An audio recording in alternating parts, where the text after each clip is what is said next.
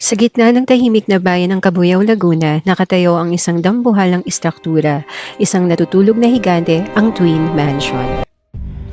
Itinayo noong huling bahagi ng dekada 70 hanggang unang bahagi ng dekada 80, ang mansyong ito ay hindi lamang basta tirahan. Ayon sa mga tala ng kasaysayan, ito ay nagsilbing isang engrandeng regalo mula sa dating pinuno ng bansa para sa kanyang may bahay bilang pagkilala sa kanilang anibersaryo at bilang simbolo ng kanilang pagmamahalan. Ang disenyo nito ay hangos sa konsepto ng pagkakapantay, dalawang magkaparehong gusali na pinagdurugtong ng isang marangyang courtyard na nagsilbing sentro ng istruktura. Ang loob nito ay parang isang museo, puno ng mga mamahaling chandelier, mga antikong gamit mula sa Europa at mga painting na gawa ng mga tanyag na masters sa sining. Ito ang naging sentro ng mga pagtitipon ng mga elite at makapangyarihang tao sa lipunan noon.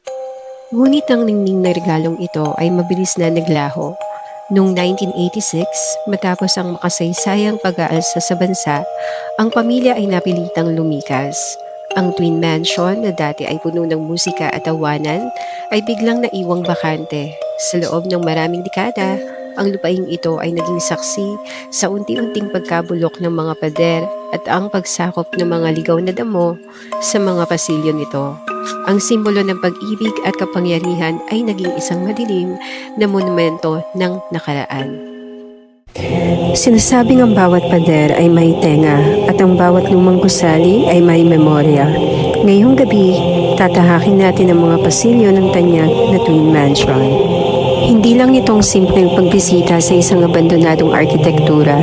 Susubukan nating hagilapin ang mga bakas ng nakaraan at ang mga enerhiyang sinasabing nananatili pa rin sa mga sulok nito mula sa marangyang kasaysayan hanggang sa mga kwentong katatakutan.